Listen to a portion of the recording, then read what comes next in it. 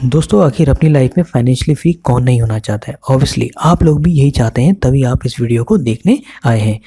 लेकिन financially free होने से पहले इस टर्म का सही से मतलब आप लोगों को पता होना चाहिए। चलिए जानते हैं इस टर्म का सही मतलब आखिर क्या होता है पूरे 3 स्टेप्स में। लेकिन इससे पहले कि आप इस टर्म का मतलब सही से जानें, इससे पहले वाली वीडियो ज़रूर देखें जिसमें समझाया गया है आखिर क्यों फाइनेंशियल नॉलेज में इंडिया इतने पीछे है, जिसमें पूरी हिस्ट्री डिस्कस की गई है कि आखिर एजुकेशन सिस्टम इतना क्यों पैरालाइज हो चुका है कि लोग अपने आप को फाइनेंशियली फ्री होने में काफ़ी टाइम लगा देते हैं। तो चलिए जानते हैं इसे पूरे 3 स्टेप्स। तो दोस्तों 3 सेट में से सबसे पहला सेट ये है, अपने गोल को सेट करें। सबसे पहले ये डिसाइड करना होगा कि आपको फाइनेंशियली फ्री होने के लिए कितने रुपए की ज़रूरत होगी। ये अमाउंट इतना होना चाहिए जिससे आप उनकी पैसिव इनकम जनरेट कर सकें, मंथली या एनुअली, यानी कि हमें कोई काम भी ना करना पड़े और पैसे भी आते रहें हर महीने। चलिए इसे एक छोटे से प्यारे से बढ़िया से एग्जांपल से समझते हैं। ग्रैंड सेबेटियर अपनी फाइनेंशियल फ्रीडम के लिए जाने जाते हैं। एक समय जब वो गरीब थे, 24 साल की उम्र में उन्हें जॉब से निकाल दिया जाता है, यानी कि वो बेरोजगार हो जाते हैं और उसके बाद वो अपने पेरेंट्स के साथ ही रहने लगते हैं। लेकिन बैंक में केवल $2.26 ही थे, लेकिन जॉब ढूंढने के लिए उनके पास केवल 3 महीने का समय ही था। पेरेंट्स खुद भी इससे ज़्यादा उन्हें नहीं रखना चाहते थे।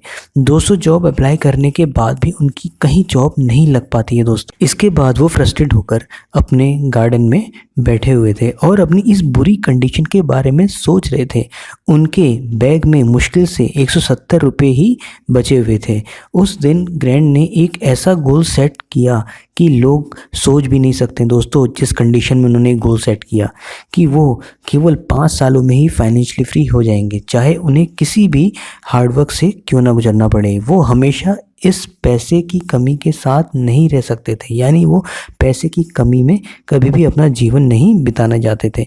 फिर वो कैलकुलेट करते हैं उन्होंने आखिर कितना रुपया फाइनेंशियली फ्री होने के लिए चाहिए होगा।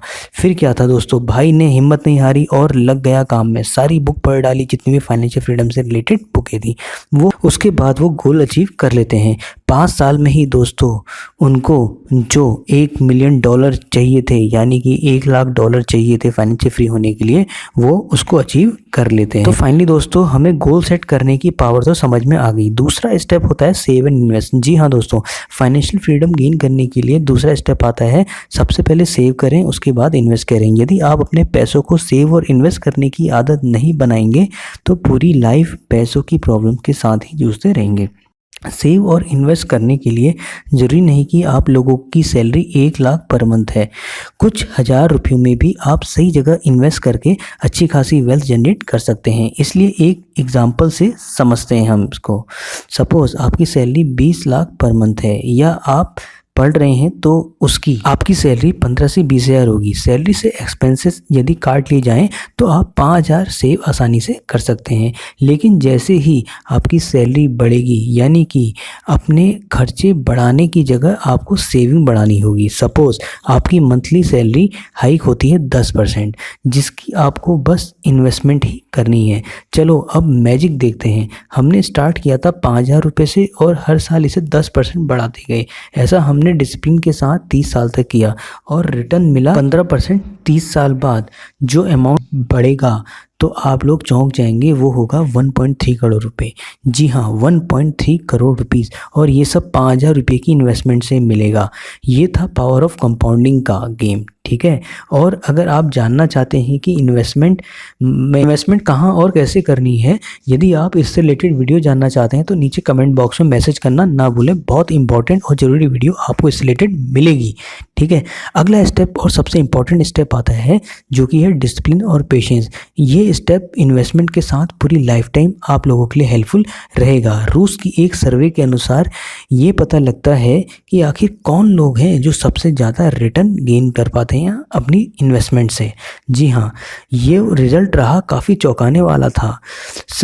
का रिजल्ट कुछ ऐसा आया, उनमें मैक्सिमम लोग मर चुके थे। जी हाँ, हैरान करने वाला रिजल्ट आपको ज़रूर लगा होगा ये रिजल्ट। मेरा समझाने का मतलब ये है, जो लोग अपने इन्वेस्टमेंट को लंबे समय तक होल्ड करते हैं उनकी वेल्थ ज़्यादा क्रिएट होती है। और इस सर्वे में सबसे ज़्यादा वेल्थ डेड लोगों ने इसलिए गेन की क्योंकि वो लोग इन्वेस्टमेंट के बाद भूल चुके थे कि उन्होंने कुछ इन्वेस्ट भी किया है, इसलिए उनकी इन्वेस्टमेंट लंबे समय बाद ग्रो हुई। टाइम के साथ उनकी इन्वेस्टमेंट कंपाउंड होती गई। बहुत से लोग सेव और इन्वेस्टमेंट तो करते हैं लेकिन पेशेंस नहीं रखते, मतलब कई महीने वो डिपॉजिट करने के बाद लापरवाही कर देते हैं, यानी अपनी इन्वेस्टमेंट के साथ छेड़खानी कर देते हैं।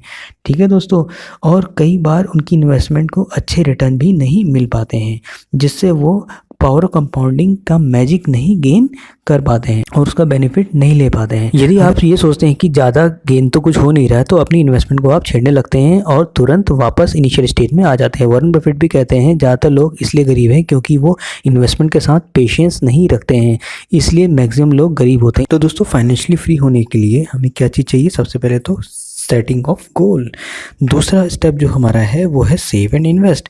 तीसरा सबसे इंपॉर्टेंट और मोस्ट इंपॉर्टेंट जो लाइफ टाइम आपके काम करेगा वो है डिसिप्लिन एंड पेशेंस। ट्रेडिंग से रिलेटेड यदि वीडियो आपको चाहिए तो नीचे कमेंट करें। इसी तरह की फाइनेंशियल वीडियो के लिए चैनल को सब्सक्राइब करना ना भूलें। मनी ग्रेडेड आपके साथ है और अपने डाउट्स और क्वेश्चन पूछना ना भूलें।